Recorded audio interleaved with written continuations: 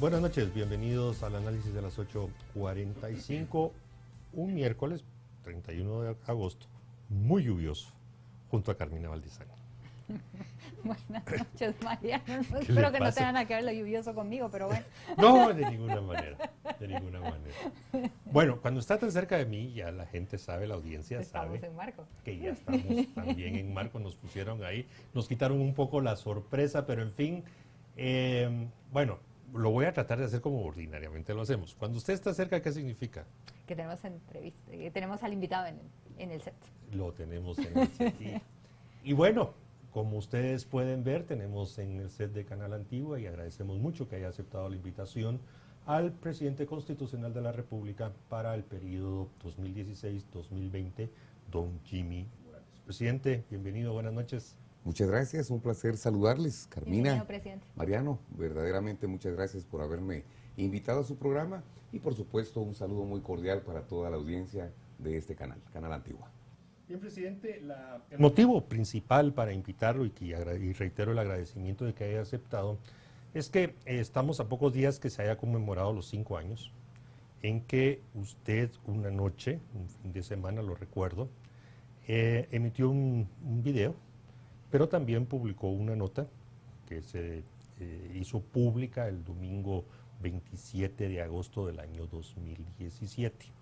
Y básicamente, en resumen, es una nota de video y una nota escrita en la cual declaró non grato al señor Iván Velázquez Gómez, instruyendo en su momento al ministro de Relaciones en funciones, palabras suyas, que es parte de lo que queremos que usted nos comente, para que hiciera todo para expulsar al señor Velázquez Gómez. A partir de eso se desataron muchos acontecimientos y sobre ese tema y otros que usted considere alrededor de estos acontecimientos, presidente, es que lo tenemos por acá. Cuéntenos. Bueno, pues hablemos un poquito a ese respecto. Yo gané las elecciones en septiembre de 2015.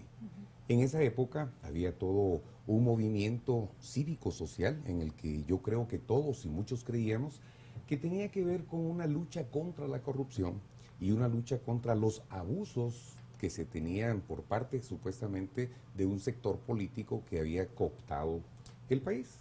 Yo fui uno de los que creí en la CICIG y prueba de ello es que fui el presidente que apoyó al Ministerio Público o a la administración del Ministerio Público de ese entonces y también el que antes de que se venciera el plazo en el 2017, en el 2016 prorrogué sin que llegara a su vencimiento el mandato de la CICIG. Durante todo ese año yo empecé a apoyar algunas actividades, pero que bajo ninguna circunstancia debían salir del formato tal. ¿Cuáles? No solamente apoyé al Ministerio Público, que solamente tenía para ese entonces 1.000 millones de quetzales de presupuesto, sino que se lo incrementé a 1.789 millones de quetzales. Estamos hablando casi de un 80% de incremento en un año, con el propósito de que efectivamente se hicieran los temas que habíamos propuesto en nuestra campaña. Luchar contra la corrupción, luchar contra el narcotráfico y favorecer todo el tema en cuanto a la disminución de la mora judicial que existía para ese entonces, que gran culpa la tenía el Ministerio Público.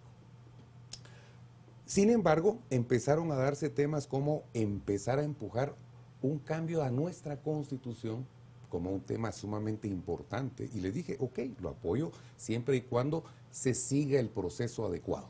Y ese proceso es, se hace la propuesta, los diputados hacen la discusión correspondiente y va a ser el Congreso de la República, a través de una propuesta, la que se haga. Empezaron a darse temas y como yo empecé a frenar ciertas situaciones, empezaron a amenazarme y después las amenazas empezaron a darse como realidad en investigación a mi familia. Y efectivamente presentaron un caso en el que dijeron que mi hijo y mi hermano habían participado en un tema de corrupción grandísima, en donde plantearon una factura de 89,000 quetzales con las que se habían vendido unas canastas navideñas al registro de la propiedad. Mi hijo estaba en Estados Unidos, empezando sus estudios, y le dije, hijo, venite, hay que aclarar las cosas. Y se presentaron ante el Ministerio Público, ante la FESI, ante la CICIG, y se les plantearon no solo la factura que ellos tenían, sino todo el sistema, cómo se había trabajado, porque el que nada debe, nada teme. Bueno, empezaron con las presiones, ¿se recuerdan ustedes de un allanamiento ilegal a Casa Presidencial? Del cual nosotros hicimos un informe a Naciones Unidas, incluso a todo el cuerpo diplomático en el país se le presentó las pruebas de cómo carros de Naciones Unidas entraron por la fuerza a Casa Presidencial.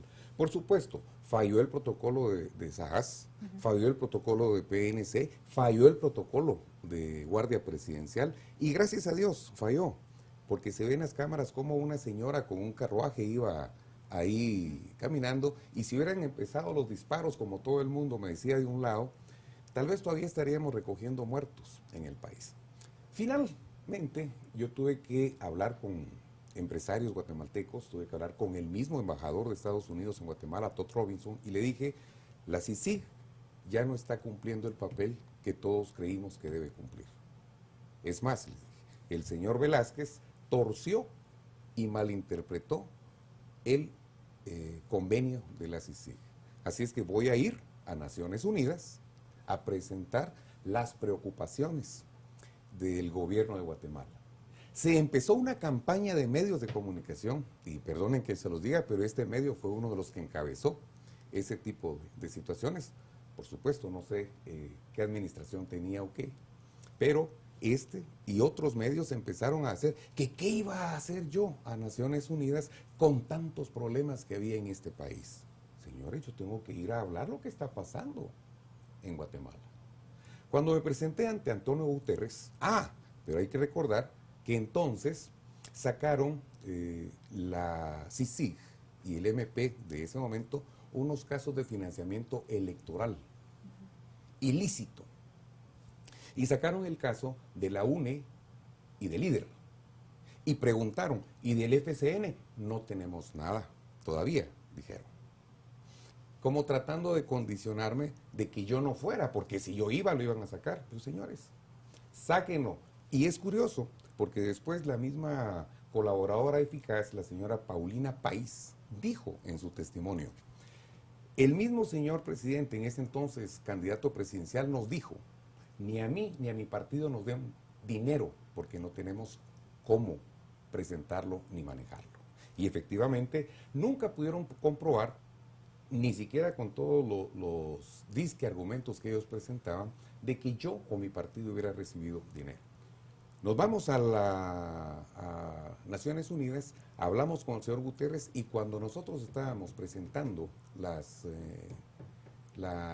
preocupaciones, acá simultáneamente nos presentan el caso a través de una conferencia de prensa. A partir de ahí vinimos, hablamos, vimos la situación y dijimos, no, el señor Iván Velázquez se va del país. Y termino con esto.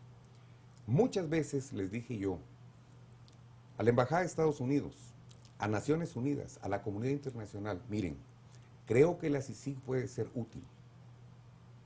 ¿Van a sacrificar una institución por una persona? Y todo lo demás, ustedes lo conocen y con mucho gusto estamos acá para responder preguntas. Presidente Morales, pues surgen muchas dudas de lo que nos está contando. La primera es, ¿cuáles fueron esas presiones iniciales, aparte del caso de su hijo, que usted sintió de parte de la figura del señor Iván Velázquez? Por ejemplo, y no solo para mí, para los mismos diputados, y esto lo cubrieron los medios de comunicación, él con la señora fiscal se fueron a parar ahí al balcón del Congreso de la República viendo quiénes firmaban o no apoyaban. El mismo presidente del Congreso de ese entonces, Mario Taracena, les gritó y está en los medios de comunicación y por ahí anda un tuit perdido. Aprueben eso porque si no, dijo, el talibán va a venir atrás de ustedes, de sus hijos y de sus mujeres. ¿Qué más presión se necesita? ¿Qué más evidencia? Ahora, lo que preocupa es el silencio de los medios de comunicación independientes. Lo que preocupa es que de eso no se habla. Es más, se tergiversa, se oculta. Ese tipo de presiones de que al hijo y al hermano del presidente los lleven por la fuerza, 200 efectivos con pasamontañas rodeando la casa del hermano del presidente, metiéndose con fusiles de alto poder a literalmente arrestarlo, intimidarlo y después llevarlos por uso de un gran show mediático cuando ellos se habían presentado ante las autoridades a declarar. O sea, no se necesita que uno diga qué más presiones se pueden tener. Hablemos un poco más de ese allanamiento ilegal que usted nos recordó. Tenemos en la mente las imágenes Los que se videos, transmitieron. Usted ya anticipó de que fallaron los protocolos. Hubo una orden de no intervención para evitar un enfrentamiento. Se lo pregunto así directo, porque uno no creería de que haya fallado todo al mismo tiempo. No es casualidad. Pero yo sí se lo pregunto, presidente. ¿Alguien ordenó no confrontar para evitar un derramamiento de sangre, sí o no? Y lo otro es qué consecuencias tuvo ese allanamiento que usted cataloga como ilegal, porque si fue ilegal, debió existir una denuncia y algunas personas debieron haber sido responsabilizadas, incluso penalmente, por haber hecho ese allanamiento a la casa presidencial. La denuncia se hizo a través de la PGN, pero por supuesto, el Ministerio Público era el que estaba dirigiendo la investigación criminal. Entonces, ellos mismos no se persiguieron. Hay una denuncia en contra del fiscal que entró y los videos cómo entraron por la ¿Usted fuerza. recuerda quién era el fiscal? No recuerdo el nombre, pero lo podemos, ahí tiene que estar en todas las denuncias que se presentaron. Y hubo orden de no enfrentar a los internacionales y al Ministerio Público por parte de cualquiera de los tres círculos de seguridad. El círculo de seguridad más cercano, que es la SAS, ordenó, vamos a ver, todo lo que le vamos a llamar el recinto presidencial está comprendido por el Palacio Nacional, la Casa Presidencial per se y las oficinas de administración de la SAS. En medio de estos últimos dos está el Callejón Manchén, ¿sí? Entonces empezaron con una riña en donde que jalaban el portón y no lo jalaban, pero recuérdense ustedes que lamentablemente en esa época el Ministerio Público y los chalecos del Ministerio Público eran intocables, eran... Bueno, de hecho, una fuerza una autoridad pública del Ministerio es intocable, independientemente si era en aquella época o en esta, es un respeto a la autoridad. Y con una orden judicial, ¿sí? El procedimiento es que cuando ese allanamiento se realiza en una institución o en un edificio público, se le da un tiempo prudencial, no recuerdo si es media hora o una hora, en lo que el jefe de la instancia autoriza que se entre. Pero ahí no hubo ninguna petición de esa, sino que se ve cómo hubo forcejeo en las puertas hasta que se suelta una de las puertas, se meten la Policía Nacional y esposan al mismo elemento de la SAS que estaba sosteniendo el portón. O sea, psicológicamente se da una situación complicada. En ese momento se activa un protocolo y es cerrar la puerta de la casa presidencial. El mismo vicepresidente tuvo que rodear casa presidencial y entrar por la quinta calle del Callejón Manchén, ya no por la cuarta. Se activan los protocolos y es cuando me avisan a mí del tema que se estaba dando. En ese momento, que ya estaban adentro, dije, señores, procedamos con la cautela necesaria, no quiero ningún tema que después vaya a revertirse en nuestra contra, pero a partir de ahí nosotros hacemos las llamadas que está pasando acá.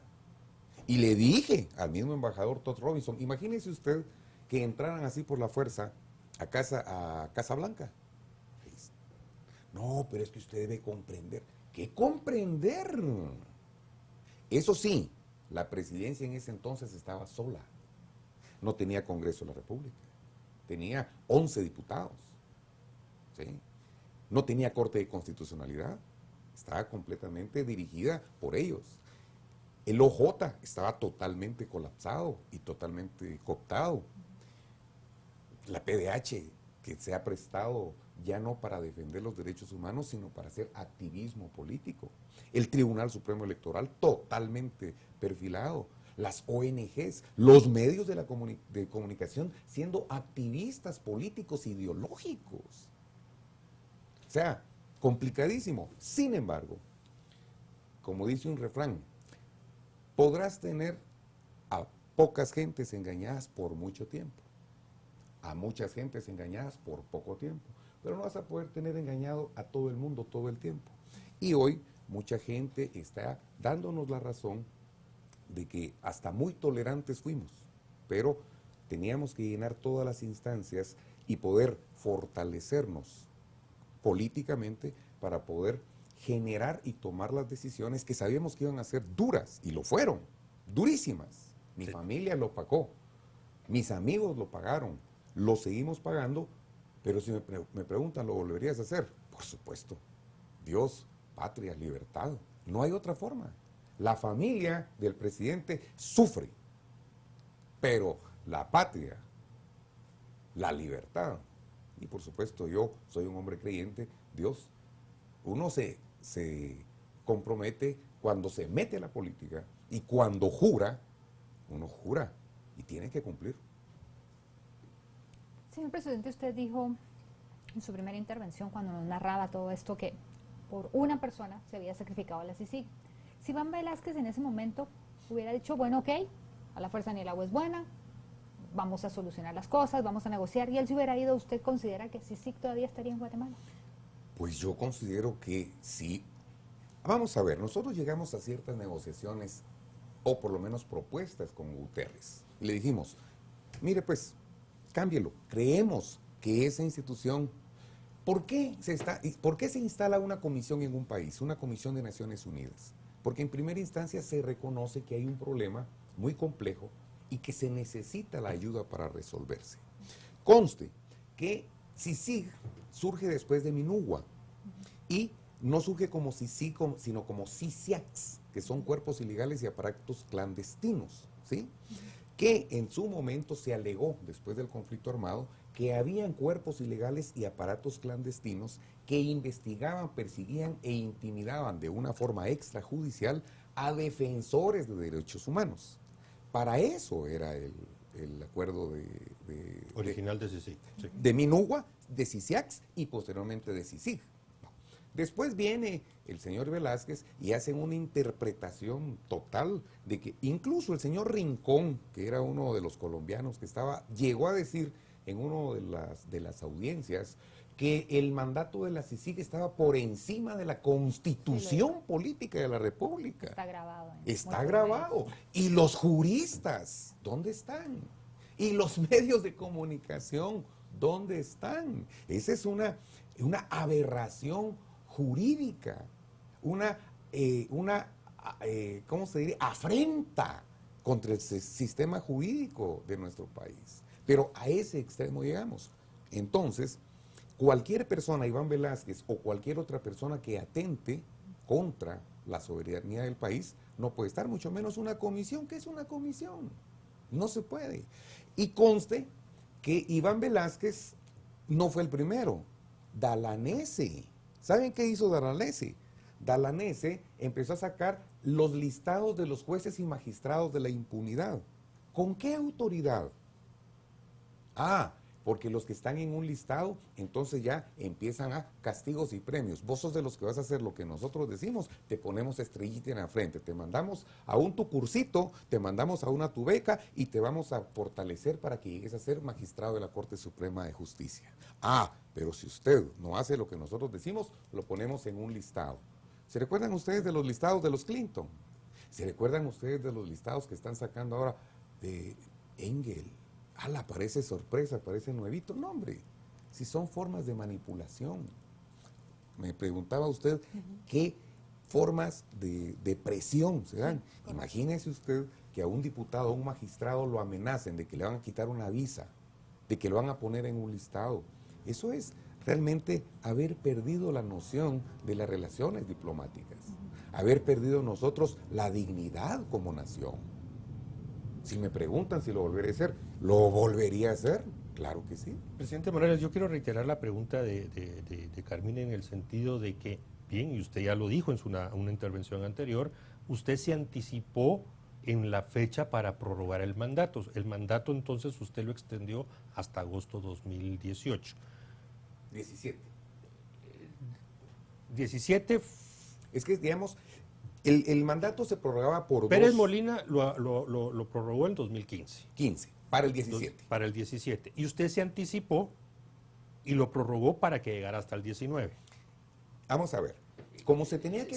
Perdón, Sí, presidente, sí. solo porque importante de la pregunta de Carmina es que si el señor Velázquez se hubiera retirado, se hubiera ido, usted hubiera vuelto otra vez a prorrogar, no solo para el 17, sino en el 19, si se hubiera circunscrito a su mandato la CICIG, con cualquier otro que hubiera estado al frente.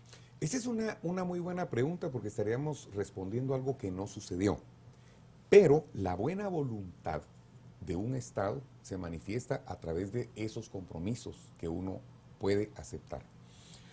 Cuando hablamos con el señor Antonio Guterres y le dijimos que queríamos que se tomara en cuenta a 3 personas, nosotros habíamos dicho que no íbamos a esperar que ellos nos propusieran un listado, sino que juntos hiciéramos un listado.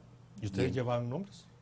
Pues nuestra gente de inteligencia y de Cancillería aceptó escuchar 3 propuestas, se les investigó, pero todo era postergar, y Guatemala no estaba como para seguir en una situación de esa naturaleza.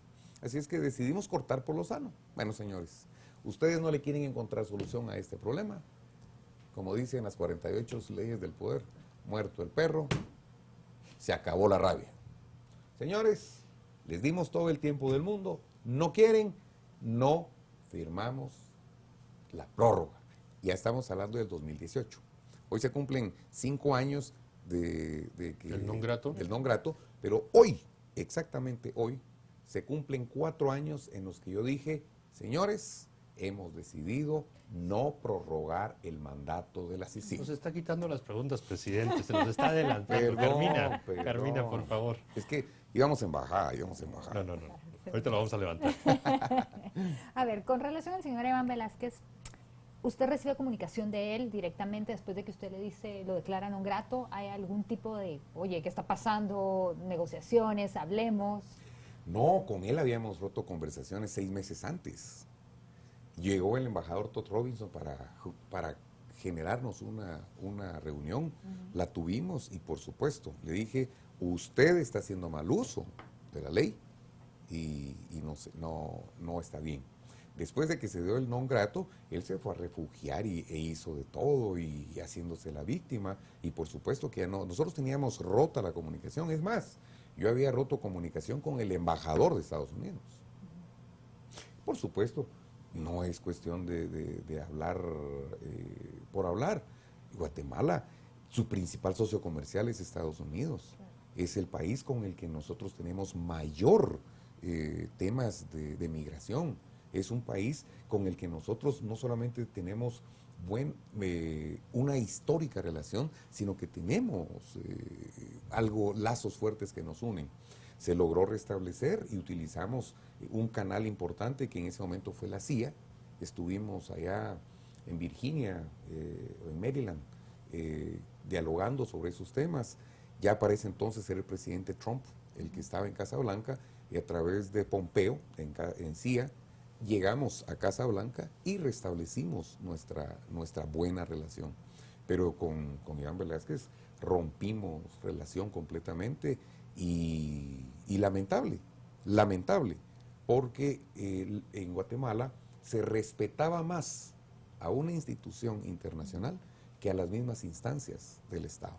A ese nivel llegamos. Presidente Morales, cuéntenos un poco de más o menos, diría yo, 23, 24, 25 de agosto de 2017, fechas en las que usted viajó a Nueva York, ya nos anticipó algunas cosas de la reunión con Antonio Guterres. Sabemos que en aquel entonces aún canciller Carlos Raúl Morales ya había pedido desde inicios de agosto, entendemos, usted nos lo explicará, esa cita. ¿Qué sucedió esos días? ¿Qué sucedió durante esa reunión? ¿Quiénes participaron? Y algunos especulan, y eso es parte de lo que usted nos pudiera comentar, que al momento de terminar la reunión y casi ya buscando el retorno a Guatemala, en un elevador usted destituyó a Carlos Raúl Morales, no lo dejó ni siquiera bajar con usted, Y bueno, ya de camino para acá, aquí en Guatemala, pues ya usted había tomado una decisión de nombrar a una nueva canciller. Y cuéntenos de ese momento de la grabación del video. Bueno, no cabe duda que en Guatemala sí se crean historias de historias Pero de para eso lo historias, tenemos ¿verdad? acá, presidente. Bueno, gracias por la oportunidad para contarles la verdad. Y qué bueno que ustedes dan esa oportunidad. Para empezar, yo me molesté mucho con Carlos Raúl Morales, porque él fue el que filtró nuestra conversación con Antonio Guterres hacia Guatemala, a través de un chat. Ese chat lo tenían 5 ministros, y esto por testimonio del ministro Rivas, en ese entonces ministro de Gobernación, en el Consejo de Seguridad. Dijo, bueno, cuando yo salí de Naciones Unidas y el hotel estaba a 10 minutos, cuando yo llego al hotel subiendo a mi habitación, se había filtrado la información de que yo no había pedido la remoción de Iván Velásquez, de tal cuenta que está grabado en la conferencia de prensa donde está hablando Iván Velásquez, porque ya me estaban cocinando a mí con el caso de financiamiento electoral ilícito, y dice la señora Tel Maldana, el presidente Morales no pidió la remoción de Iván Velásquez, y el otro solo la voltea a ver y sigue hablando. ¿Cómo Tel Maldana se enteró, estando ella en su conferencia de prensa, de que yo había hecho eso? Inmediatamente mando a llamar a Carlos Raúl. Me juró y me perjuró que no había sido él.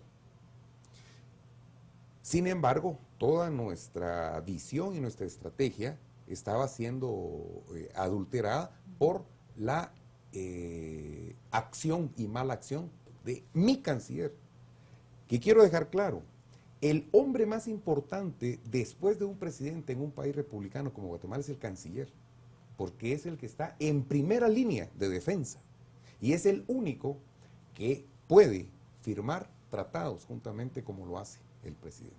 Bueno, él me juró y me perjuró que no había sido, y él me dijo que si le daba permiso para irse a Japón. No me había dicho nada de ese viaje antes.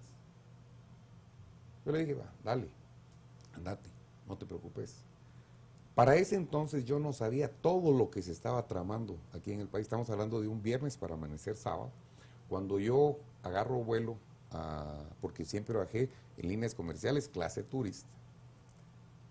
Hasta eso me sacaban de todo, pero bueno, a mí no me perdonaban una. Es más, lo bueno me lo destruían y me lo hacían ver mal. Pero bueno, aterricé en Miami y ahí logré ver cómo el periódico, que por cierto, hoy está enfrentando temas de que parece ser que se había fafa. Perdónenme, pero es que Sí, sí. es la verdad, ¿verdad? Está en los medios, exacto. Está en los medios.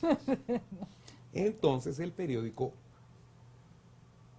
reproduce información que debió haber estado en reserva.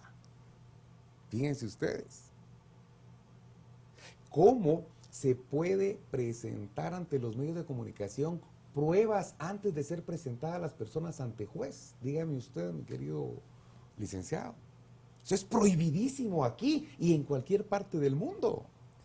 Y los medios juzgaban, acusaban, juzgaban, sentenciaban a las personas. Pero bueno, cuando yo subo al avión de Miami para acá, yo pensando todo el tema, cómo se estaba dando, aterrizo. Por cierto, me habían renunciado gente, ¿verdad? Pero bueno. 3 ministros. Bueno. Una ministra y 2 ministros. El asunto. Finanzas, trabajo y gobernación.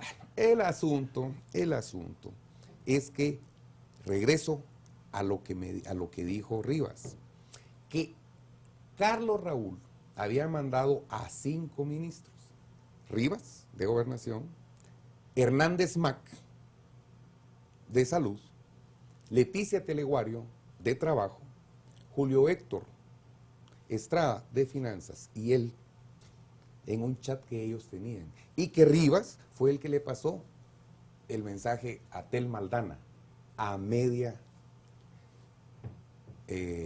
conferencia de prensa. Por supuesto, eso me enteré meses después.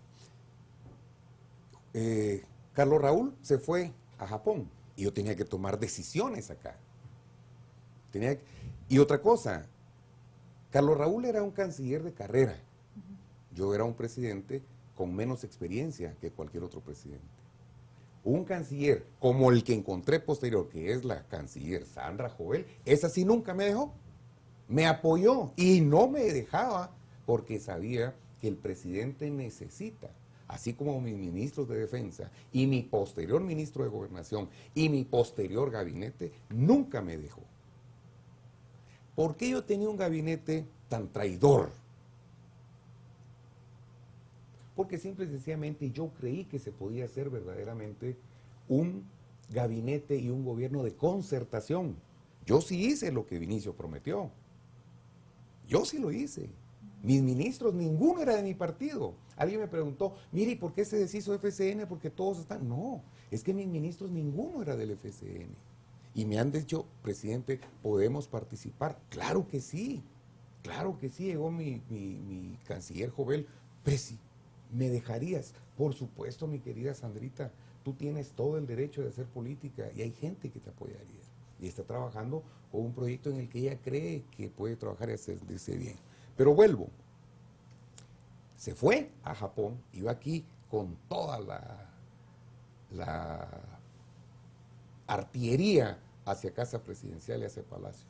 Tuve que tomar decisiones y ahí fue donde nombré a Sandra Jovel, que la conocí en el mismo lugar donde conocí a Carlos Raúl, que fue en el doctorado de Seguridad Estratégica de la San Carlos, que ella estaba acá y podríamos decir que, pues que Dios la puso en mi camino, porque a ella la habíamos mandado como embajadora a Colombia y tenía un compromiso acá. Y vino, y Mario Duarte, que era mi secretario de Inteligencia Estratégica, me dijo, presidente, Jovel es especialista en temas internacionales, veámoslo. ¿Dónde está? Está en Colombia, no está aquí, llamémosla. Y ahí tomó la decisión de nombrarla. No estaba en funciones, la nombré esa madrugada. Y cuando ya estaba completamente arrinconado, porque les quiero contar, en Corte de Constitucionalidad ya estaban arreglando un amparo para que yo no pudiera declarar non grato a Iván Velásquez. Alfonso Carrillo fue el que presentó eso, ¿no? Alfonso Carrillo, mi profu creo que le dicen ahora al Amparito. Pero ese no me lo inventé yo, ninguno de esos apodos me los inventé yo. Miren, disculpen que me esté dando ciertas libertades y ciertas licencias, pero resulta que yo soy un abusivo según el profuguito, porque le digo profuguito. Y cuando ellos, a través del periódico, decían todo tipo de apodos, todo tipo de ensartas de mentiras, de calumnias, ahí por qué no. Es complicado. Continuemos con esto porque cada vez se escuchan más cosas. A ver, usted entonces hace 4 años toma la decisión, luego de haber aguantado un año toda la presión por el tema de Iván Velásquez, que asumimos fue muy fuerte, de decir ya no renovamos el mandato de CICIG y hasta acá. ¿Qué pasa en ese año? Que usted tiene que aguantar todo ese fuego y la decisión que usted va a tomar en ese momento de no renovar el mandato. Bueno, en realidad todo empieza en octubre del 2016, les cuento, para que ustedes vean. Nosotros nos dimos cuenta que con Mario Taracena y la UNE de ese entonces no íbamos a poder pasar a ningún lado si ellos tenían el Congreso de la República. Entonces planteamos la posibilidad de cambiar esa junta directiva. A partir de ahí empezó un choque tremendo entre los poderes de ese momento y la presidencia. Hubo un personaje que me voy a reservar el nombre en este momento, en su momento se sabrá. Tengo un libro por ahí. 15 minutos todavía. Tenemos un libro. En unos 10 minutos nos lo va a dar. Tenemos un libro ahí que se está escribiendo, muy interesante, y esta persona tenía tanto poder en el país, no era Iván Velásquez, llegó al extremo de decirle al presidente que el próximo presidente del Congreso, habían 3 opciones: Mario Taracena y Mario Taracena. Imagínense ustedes. que fuerzas extranjeras le vengan a poner a uno los presidentes de los congresos. Bueno, continúo. En octubre me la juraron a mí. En enero 2017, no, en noviembre 2016, allanamiento ilegal. Enero 2017, mi hijo y mi hermano presos. Junio 2018, persecución hacia mi esposa. Sí. Usted me dice 1 año, yo le digo 4 años de asedio sin tregua. ¿Qué hicimos? Tuvimos que dormir poco, comer poco y generar estrategias realmente interesantes a nivel internacional. Logramos llegar a tener un lobby en Estados Unidos sin pagar un solo centavo del Estado. No un lobby como el que todo el mundo hizo aspaviento de que se iba a pagar, no.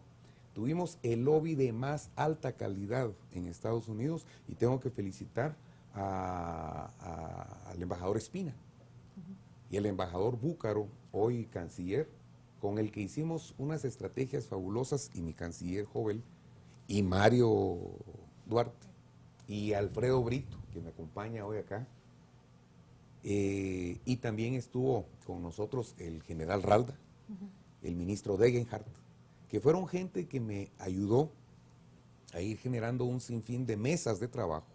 Eran 6 mesas de trabajo, y muchos no sabían ni siquiera que las tenía.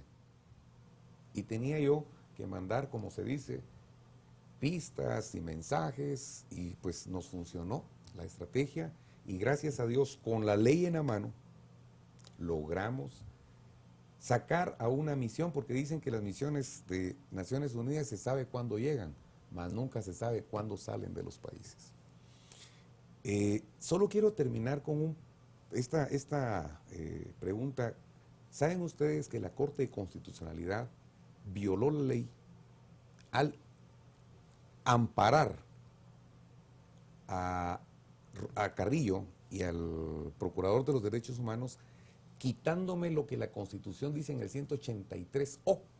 Es el presidente el que dirige la política exterior. Y oigan esto, Guterres ya había dado la orden de que Iván saliera.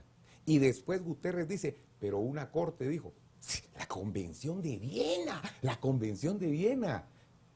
Guterres la violó. Presidente, y todas estas cosas ilegales que usted nos ha mencionado antes, insisto en el tema de las consecuencias. Por ejemplo, la filtración de información diplomática reservada es un delito. ¿Ha usted procedido o alguien contra esto? El tema de ese amparo que usted correctamente lo menciona, una aberración. ¿Ha tenido algunas consecuencias sobre esos magistrados que lo firmaron? ¿O sencillamente se va a quedar como anécdota y a ver si alguien se olvida? Pero el problema cuando pasan estas cosas y con el tiempo se empiezan a ver, es que no se hace nada. Como que dijimos, bueno, metámoslo debajo de la alfombra y a ver que se olvide, pero los documentos están ahí, esos no se destruyeron, esos amparos están ahí, no se han destruido, no se han retirado. O sea, parte, digamos, de la preocupación de algunos que defendemos la República, que somos republicanos, es las cosas suceden, se señalan, hay evidencia de ilegalidades, de delitos, pero no pasa nada, ahí se queda. Y en ese orden de ideas, a ver si hay alguna respuesta o usted nos anuncia que habrá alguna acción. ¿Qué pasó en la madrugada, más bien el sábado 26 y la madrugada del domingo 27 de agosto? Es que yo estoy inquieto en conocer por qué, cómo se graba ese video, por qué ese ambiente lúgubre, perdón, gracias, que tiene ese video. Y a las 6 de la mañana, yo recuerdo, nos mandaron a traer aquí a analizar el tema ese domingo, pero en fin, lo queremos escuchar a usted, presidente. Bueno, pareciera un poquito irónico que yo, siendo una persona que conoce de medios de comunicación, fui yo el que escogí el fondo. Yo estaba completamente solo, el presidente se quedó solo, mis ministros ya no querían ni siquiera llegar a casa presidencial. Les puedo asegurar que solo 2 ministros me llamaron para estar ahí, y uno era viceministro, el viceministro Alfonso Alonso y el ministro Mario Méndez Montenegro. A los 2 les dije que no llegaran, pero tengo el testimonio de otro que dijo, no, ahorita no voy a casa presidencial, hay que ver qué pasa, ¿verdad? Bueno, yo estaba solo y O sea entonces... que de sus 13 ministros solo uno lo llamó. uno.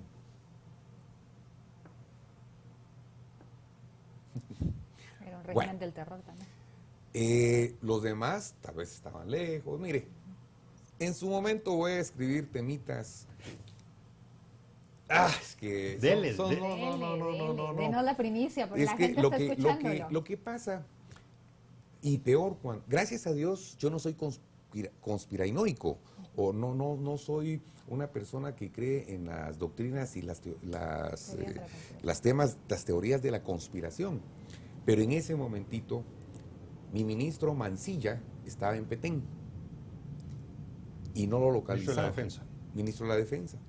Venite, pero presidente, ¿cómo me voy? El avión sale mañana a las 7 de la mañana, a 6 de la mañana. Venite en helicóptero. Presidente, no tenemos helicópteros. El ministro de Gobernación era el ministro Rivas, que honestamente tengo que reconocer que cuando le pedí que firmara la destitución de Carlos Raúl Morales y firmara el nombramiento de Sandra Jovel, dijo, el presidente lo ordena así, e inmediatamente lo firmó. No puedo tampoco quitarle mérito a la gente que en su momento cumplió su papel como lo debía hacer.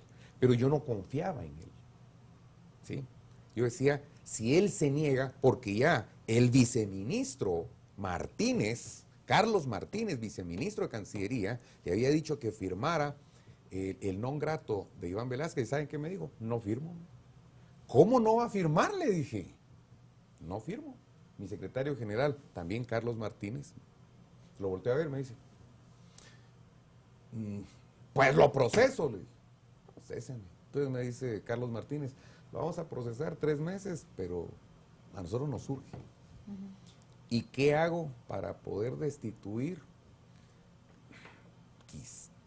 Solo el ministro de Gobernación.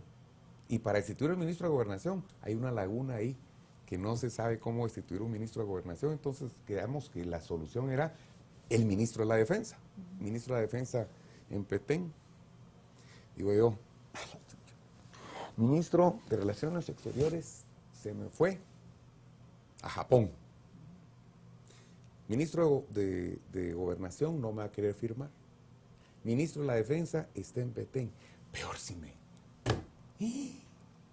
Qué finito tejieron. Dije, no, al final de cuentas me di cuenta que Mancilla, un general en el que pude confiar, al igual que Ralda, esa situación fue fortuita, circunstancial, pero posteriormente me demostró que era un hombre leal, un verdadero soldado en el que confié y estuvo conmigo hasta el último día de su servicio militar, como también estuvo Ralda y como estuvo Dubois, otro ministro que estuvo por 21 días, pero son de lo mejor que yo puedo hablar, no digamos de Cano Zamora, que un hombre que realmente me entristeció cómo lo trataron y cómo destruyeron su vida y su carrera por atacar al presidente. Pero yo creo que al final de cuentas, yo lo creo así, Dios nos sostuvo, nos llevó a la presidencia y nos sostuvo a través de un pueblo cristiano que creyó en nosotros y un pensamiento de derecha que no sucumbió y que empezó a entender que habían muchos temas que no tenían explicación lógica y que sí estaban siendo como un complot para poder desprestigiar y destituir al presidente Morales. Pasaron encima de mi familia, pero bendito sea Dios, nos levantamos, nos sacudimos y estamos con todas las ganas de servir. Señor presidente, ningún país, sobre todo un país pequeño como Guatemala, está libre de que algo así pueda volver a suceder. Hay muchos intereses, nuestra posición geopolítica es muy importante.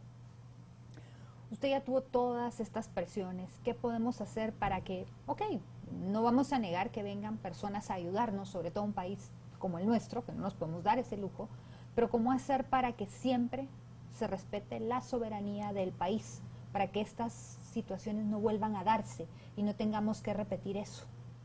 Francisco Morazán, el gran unionista de Centroamérica, tenía una frase que decía, La grandeza de un país no debe medirse por el tamaño o la dimensión de su territorio, sino por la grandeza de sus habitantes. Nosotros somos lo suficientemente grandes y dignos para podernos defender, y nosotros tenemos que pensar en Dios, patria, libertad. Nosotros somos una nación libre. Y hay muchos, y me preocupa que a veces hasta los maestros dicen, no, somos libres, nosotros dependemos. Miren, todos los países somos interdependientes. Estados Unidos no podría alimentar a su gente si Guatemala no le enviara el banano que le envía. De cada tres bananos que se comen en Estados Unidos, uno es cosechado en Guatemala. Los otros son entre toda Latinoamérica. Y no hablemos de otros productos. ¿Por qué los países van buscando su soberanía o su seguridad alimentaria? Y ninguno lo puede complementar o cumplir al 100%. No podemos pensar que un país sea 100% independiente. Cuando hablamos de independencia, hablamos de una independencia que nos permita gobernarnos como nosotros, como lo dice nuestra Constitución Política de la República en la invocación, cuando dice gobernados y gobernantes unidos para poder, nos organizamos para beneficio del pueblo. Así es que yo creo que la forma en la que nosotros podemos mantenernos en la defensa es no permitir que intereses extranjeros vengan, y me sirve para decirles, tengan cuidado con todas las internacionales. La internacional socialista es importantísima, y el mismo señor Guterres era representante de un socialismo internacional, presidente de una organización así. Tengamos cuidado de esas organizaciones. No estoy hablando de que una ideología sea buena u otra ideología sea mala. Creo en la libertad de conciencia e invito a todos a que participemos. Debemos participar en política. Presidente Jimmy Morales, bueno, estamos llegando, se nos ha pasado el tiempo, llegando al final del tiempo disponible. Creo que pudiéramos seguir conversando más sobre los temas, pero quisiéramos ver si usted cierra hablando como Jimmy Morales. Después de todo lo que nos ha comentado, las fechas que nos ha recordado, las decisiones que tomó, las consecuencias que para su familia y usted ha tenido, ¿guarda rencor? ¿Tiene deseos de venganza?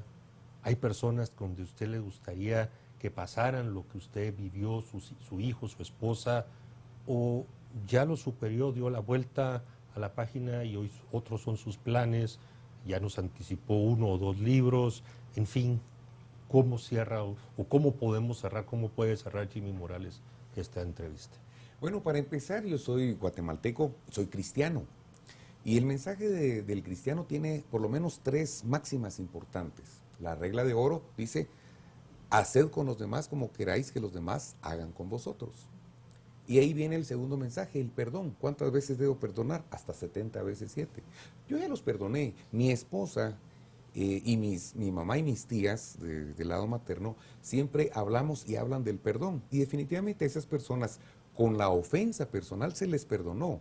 Ahora bien, hay un tema de justicia que usted lo mencionaba, que esa justicia debe prevalecer. Porque si la justicia de un país no se cumple, después nadie la respeta. ¿Sí? Entonces, en el sentimiento personal están perdonados. Pero sí me gustaría que, como mi familia regresó a Guatemala a enfrentar la justicia, me gustaría que Telma Aldana regresara y que solvente el tema del edificio. Me gustaría que Juan Francisco regrese y solvente, dejemos todos los temas que le han salido, las grabaciones con las que hoy se está demostrando que él, ¿cómo se dice? Cuando coludía y coludió con el señor Zamora para detener o acelerar casos. Eso se llama dilatación malintencionada de la justicia. ¿Sí? Ahí no estaban hablando para ver si era emisión o la libre emisión del pensamiento. No, ahí hay una maleta de dinero que está puesta para que ayuden a una persona en un tema legal. Eso es delicadísimo. Me gustaría que Iván Velázquez fuera juzgado a nivel internacional por los delitos que cometió de lesa humanidad en el país. Gente inocente murió en el Mariscal Zavala, ¿sí? Por un abuso de prisión preventiva. De eso no se dice y no hablan estos medios que se autodenominan independientes, defendiendo a Zamora porque él está siendo perseguido por la ley de emisión del pensamiento. No, él está ahorita en prisión por temas jurídicos de tráfico de influencias, de extorsión, calumnia, ¿sí? Lavado de dinero. Lavado de dinero. Y cuando alguien quiere, bueno, cuando quieren promover y que otras personas hagan la acción delictiva, está tipificado, pero no se me viene ahorita el nombre. Bueno, por eso está él en prisión. Repito, no voy a hacer con ellos algo que yo no quiera que hagan conmigo, porque eso es la regla de oro. Están perdonados porque nosotros creemos que el perdón disminuye la violencia, elimina la venganza, pero deben ser sometidos a la ley de Guatemala. Así es que invitados a que regresen y de todo corazón a toda Guatemala le quisiéramos decir que no nos dejemos engañar por gente que dice, que oculta y que trata de dividirnos. Guatemala es un país lindo. Vienen elecciones el próximo año. Por favor, no dejen de votar, no dejen de participar. Eso es lo peor que le puede pasar a un país. Bien, presidente Morales, muchas gracias. Muchas gracias, presidente. A ustedes muchas gracias y que Dios los bendiga. Gracias, presidente. Hasta la próxima. Bueno, Carmina, cerramos. Cerramos esta entrevista y no se pierdan las entrevistas de las 8:45 por Canal Antiguo. Y yo estoy pendiente de los 2 libros que no quiso hablar el presidente Exactamente. Morales. Ya los tengo ahí listos, a ver cuándo los tenga. Será A ustedes un honor. muy amables por habernos acompañado. Los invitamos a que continúen con Canal Antigua y, como dijo Carmina, en las siguientes entrevistas. Buenas noches, buen descanso.